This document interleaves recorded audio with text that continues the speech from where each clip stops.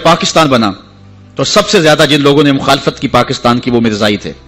پاکستان کے حق میں انہوں نے ووٹ نہیں دیا. آج بھی جو ربوے میں دفن ہوتے ہیں وہ امانتاً دفن ہوتے ہیں. ان کا عقیدہ ہے کہ پاکستان ٹوٹ جائے گا اور ہمیں اٹھا کر کے جو ہے وہ قادیان میں دفن کیا جائے گا. پہلا وزیر خارجہ بدقسمتی سے مرزائی بن گیا. پھر اس نے ایک بیان دیا تو 53 کی تحریک چلی. وہ گھڑیاں بھی ہم نہیں بھول سکتے جب نواب آف کالا باغ اس تحریک کو دبانے کے لیے کوشش کر رہا تھا. وقت کا گورنر وزیر خان کی تاریخی مسجد میں علامہ نیازی للکار رہے تھے, او نواب آف کالا باغ, تیری لمبی لمبی مونچھوں سے بغاوت ہو سکتی ہے, محمد عربی کی کالی کالی زلفوں سے بغاوت نہیں ہو سکتی ہے. ایک ڈی ایس پی کے قتل پر علامہ نیازی ماخوذ ہوئے, جیل میں چلے گئے, سزائے موت ہو گئی.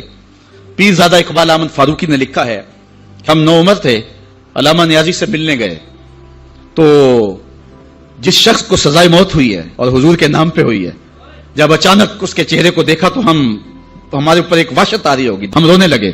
نیازی صاحب نے جو قمیض پہنی تھی وہ جیلیوں والا لباس, چونکہ قادآور تھے تو پیٹ ننگا ہو رہا تھا. تو نیازی صاحب ہمارے قریب آئے تو ہمارے سر پہ شفقت کا ہاتھ رکھا اور ہمیں تسلی دینے لگے. تاریخ کا ریکارڈ ہے کہ علامہ نیازی کا خون بڑھ گیا تھا. اس کرا کے کہا, او بیٹو ان کا لباس مجھے پورا نہیں آتا, پھانسی کا پھندا کیسے پورا آئے گا.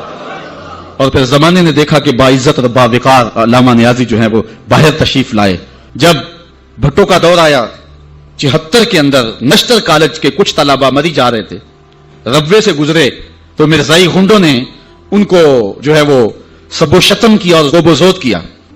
اللہ تعالیٰ رحمت نازل کرے علامہ نورانی کی قبر پہ. انہوں نے علماء کے دستخط کے ساتھ جو ہے وہ اسمبلی کے اندر درخواست جمع کروائی مرزائیوں کو اقلیت قرار دینے کے لیے, قرارداد پیش کی. اور پھر کیا ہوا, 3 مہینے کی مسلسل محنت.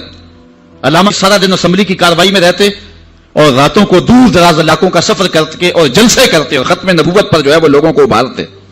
مسٹر بھٹو علامہ نورانی سے کہنے لگے, نورانی صاحب یہ تو مدارس کے دارالافتاء کا مسئلہ ہے جو آپ اسمبلی میں لے آئے, یہ تو علماء کا کام ہے کہ کون کافر ہے اور کون مومن ہے, تو اس کو مدارس میں حل کرنا چاہیے تھا. فرمانے لگے, بھٹو صاحب مجھے ایک بات بتا دیں, آپ منتخب وزیر اعظم ہیں, اگر آپ کے مقابلے میں کوئی کرسی بچھا کے بیٹھ جائے تو آپ اس کے بارے میں کیا رائے رکھتے ہیں؟ تو بھٹو کہنے لگا, یا وہ باغی ہے یا وہ پاگل ہے. تو کہا, بھٹو صاحب وزارت کی کرسی چھوٹی ہے, ختم نبوت کی کرسی بڑی ہے. اب جو کہتا ہے میں نبی ہوں ماننا پڑے گا, یا پاگل ہے یا باغی ہے. پھر وہ وقت آیا, 7 ستمبر کی شام تھی کہ اسمبلی کے فلور پر جدھر دیکھتے تھے نعرہ توحید اور ختم نبوت زندہ باد کے نعرے ہی گونج رہے تھے.